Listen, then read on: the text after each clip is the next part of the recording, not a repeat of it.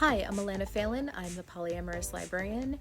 It is suddenly February after the world's longest and shortest January. I don't know how that happened, but it does happen every year. I should really leave myself a note. I am a little mad at myself because I meant to make this a couple days ago, but if you cannot tell from the pink cheeks, despite the makeup, I cannot hide the pink cheeks. I've been a little under the weather. It's not COVID. I tested. Thank you to the person who dropped off the tests. I really appreciate that porch drop. So I was not feeling well, and I'm smad about it because I really wanted to make this video a couple days ago and get it out before the first book I'm going to talk about dropped today. But life got in the way, and so instead I had to wait until I felt less yuck, a little bit more human, and a little less, oh my god, please just let me go back to sleep, and let me go back to sleep, and let me go back to sleep. So here I am, and disclaimer, the person who edited this book is someone that I have met in real life, and I consider a friend. I hope she considers me a friend too. We met at a library conference. We are both, well, at the time, we were both librarians. And yeah, her name is Jessica Pride, and her book is called Black Love Matters. I loved it. I thought it was great. And not only great, it is important. And I put that question mark there because it's the kind of book where you're getting educated and you feel like you're being entertained. And it's hard to do that, you know? So I expected to like the book. I of course I did. The topic is great. The people who are writing it are great. But I think I did not expect to have such a just fantastic blend of the academic, the personal. A couple of the essays are academic and personal, and just finding myself so pulled in from essay to essay, and then of course having to take those breaks in between. I don't know what it is. It's just something that I think that my brain started making a habit during the pandemic. But if I had read that before the pandemic, I probably would have read it in like 2 sittings instead of just my usual like 1 reading fiction sitting. I loved it. Like, there were so many cool things. You learn about, the history of like Black publishing and which books were around, and like, just these like solo books and how they were perceived. And then you learn about like the writers themselves and their own journeys through publishing and what they published. And then sometimes you learn about like their books and like what their books are representing, or like what their books are pushing back on, which is like really, really cool from like a writing perspective. There are some personal journeys that are just about like, here's the first time I saw myself represented, or here's something I feel that I'm like trying to explain it, but it's just about like food. And it's really like, I teared up. It's fine. I'm fine. I'm like, it's really beautiful. And I had such a wonderful time reading this book. And it's okay. So the book is all Black contributors, written for a Black audience, and it is just wonderful. It's just, it is joy. It is a joy put in the universe that I'm so proud of Jess for doing. The contributors are across the board engaging, and I'm so proud of her. Okay.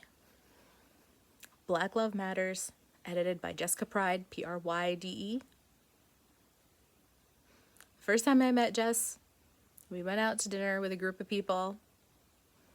And the second time I met Jess was the next morning on the convention floor when I realized that her name tag said Pryde, and I was like, oh, like Kitty Pryde. And she was like, yeah, love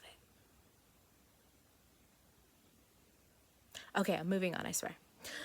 So, I also wanted to talk about Cherish, Farrah, which is a book by Bethany C. Morrow, which comes out next week.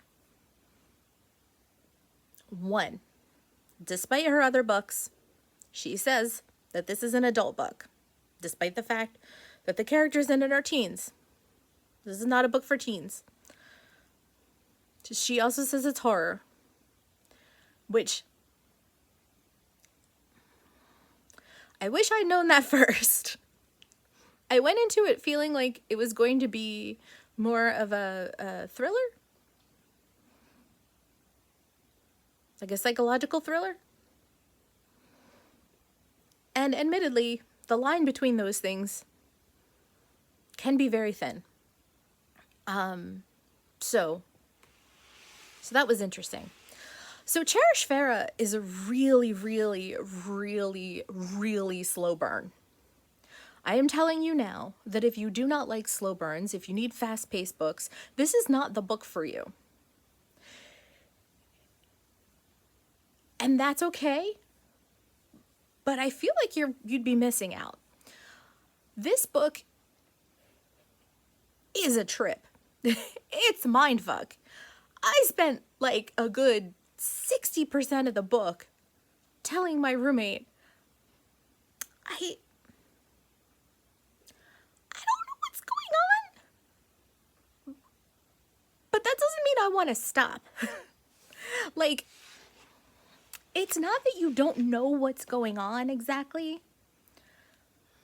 It's that you don't know everybody's motivation and who you trust and who you believe and who you want to believe and who you don't want to believe. Like, that is the basis of this book. It's like, what the hell is going on? Like, just like from the beginning, you're just like, what the hell is going on? Who the hell are these people? And who do I, as the reader, trust? The book is about these two black girls, rich, but one is significantly richer than the other. And it turns out that one is not so rich after all. Their house is being foreclosed on, her family's house. And so she has, because her family is leaving, she's going to be spending the end of the school year with her friend, who she calls White Girl Spoiled, because that is how much money and how much leeway her parents have given her. And so it becomes very apparent right away that the gap between them and the closeness between them are two things that are very much in conflict, especially given that social status and foreclosure are two things that do not go very well together. So Farrah is now at Cherish's house, and she's upset with her parents, and especially her mother, and she is jealous of Cherish, and Cherish is so spoiled and so protected that you kind of just look at her and you're just like, could you be any more in a bubble, right? And so from there, you have the beginning of your story. And it goes a lot of places. It also doesn't go many places in that it feels incredibly claustrophobic, incredibly dark and mysterious and creepy, and yeah. So this is quite the book, but it is a very, very slow burn. And I looked at the Goodreads afterwards. I always look at the Goodreads. Sometimes I feel like I shouldn't, sometimes I should. And it is split down the middle in terms of people who like slow burns and people who don't like slow burns. So I am warning you. If you are the kind of person who loves, honestly, like atmospheric books, I feel like there's an age cutoff. Atmospheric books, vibes. Then this book is for you. If you need things to always be happening and you need to feel as a reader a little bit more in control, this is not your book. However, it is pretty short, it is pretty fast, and if you want to know, you should read it. Don't just go spoil yourself on Goodreads, because there are definitely people doing that, and they're not doing it well. Okay? That's what I'm going to tell you. Because sometimes you can go on Goodreads and get spoilers, and they're just spoilers, and it's fine. But when I read some of the people who spoiled this book, they did it intensely poorly. They did not grasp a lot of what was going on in the book at all. Be warned. Yeah. This is one that might stick with you. Yeah. Okay. Gotta move on because I don't like these to be too long, and yet I can't shut up. There are also other things I really want to talk about. So, I've been feeling a little bit better. I've been seeking out television shows. I've been feeling terrible in terms of feeling like really exhausted and flushed and warm. But I've been feeling better in terms of dizziness. So I was trying to find a show that had a stable camera that I could watch while I was like not sleeping very well. And I watched Mismatched on Netflix, which is a very, very loose adaptation of the YA book When Dimple Met Rishi. If you've read When Dimple Met Rishi, there are a few things that stay the same. The coffee. Dimple is pretty consistent. Rishi's mostly consistent. And then they build this like whole world around it. So instead of it being Indian American kids, this actually all takes place in India, and it's a joint venture between Netflix and Netflix India. And they have turned it into a series. They have added characters. They have turned it like into a multi-season series. So there's a lot going on. And they've aged it up a bit. Like the characters are still 17 and 18, but the show itself is TVMA. And I don't know if that's because the topics are considered to be more adult in India. I have no clue. But I really enjoyed it. There were certain things about it that were a little bit of a culture shock to me. For example, the teacher, the way that he interacts with his students. I'm like sitting there like flinching going, oh my God, you'd get fired here. Oh my God, you'd get fired here. Because he does things like touch a wheelchair and like futz with it. Yeah, so that like really pissed me. But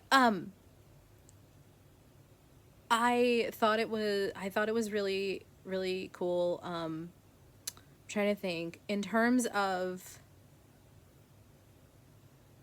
what there might be in content notices. There's a site called Does the Dog Die, which used to like, I think when it started, it just talked about dogs, but now there's content notices for everything. It will, however, spoil the heck out of pretty much the whole show. But I do think it does it behind tags. I look up vomiting sometimes, but honestly, I feel like everything has vomiting now, so at least with BoJack Horseman, it started with Cotton Candy. That was the other show I started watching. My friend told me to watch it a million years ago, and he was right. You were right, Josh. You were right. I did not realize how serialized it was. I think if I did, I would have taken your advice and watched it earlier, because it's a pretty chill comedy, and so animation is sometimes easier for me as long as it's not like, you know, superhero animation. Anyway, so yeah. Mismatched. Second season finished filming end of last year, so should be coming out soon, which is good. I completely missed the part where it said, "Yay, we renewed it." So I was expecting it to wrap up because it's from a book. I was expecting it to wrap up in a season. Silly me. Silly me. Okay, last bit of news, and then I'm going to go, I don't know, pet my cat.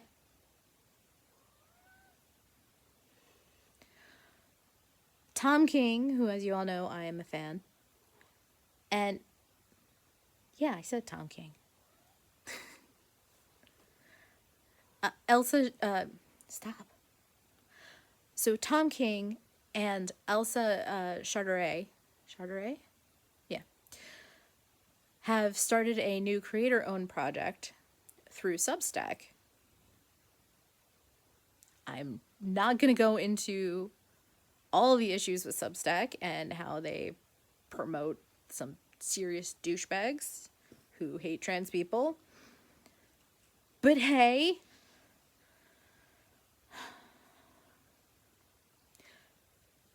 it is a platform that they are using for their new project, which is called Love Everlasting, and it is free to read the comics, and then if you want all the extras, you pay.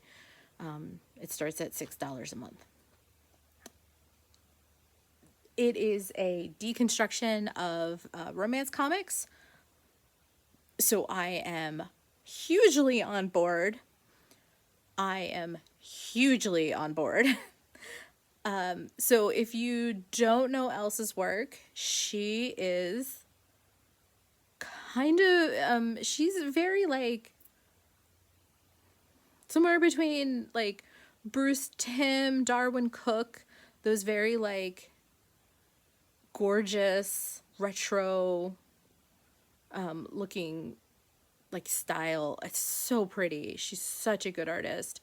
And the fact that they're doing romance comics is so cool, and the twist is so good. Not that it's like a twist. You immediately, you're just like, whoa, what's going on? But I highly recommend checking it out. You can get there through probably a bazillion different places. I got there through Tom and Elsa's Twitter accounts, and I'm not going to be paying for the Substack because I do not care about behind the scenes sketches or discords or things that are very, you know, time specific, right? Because as someone who gets sick very easily in terms of motion, I can't guarantee that I'm going to be well enough for to watch anything, especially like a Q&A where there might be like multiple heads moving in boxes and things like that. So unfortunately, paying for those kinds of things, it's not really feasible for me. If they had said something like, oh, well, you know, prepay and at the end we'll send you the, you know, hardcover graphic novel, I would have been like, yeah, absolutely, sure, fantastic, I will prepay. And that's one of the problems I have with this whole creator owned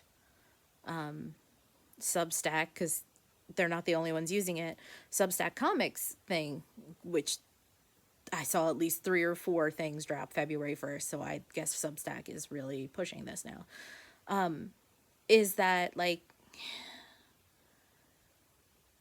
that this is not the end game. The end game is not to get like a completed work in your hand. It's to push these tiers that have things like Q&As and sketches and chats and, you know, it's, I'm fine with it. I mean, I understand it, but it just feels like Patreon with more work. It's like, here's your Patreon newsletter, but it's a little bit more newsletter. Cool. Great. Anyway, the comic itself, though, holy crap. Such a solid, right off the bat, first issue. Like, I don't think I've been pulled in by a first issue so hard since the first Once and Future. And before that, I don't know.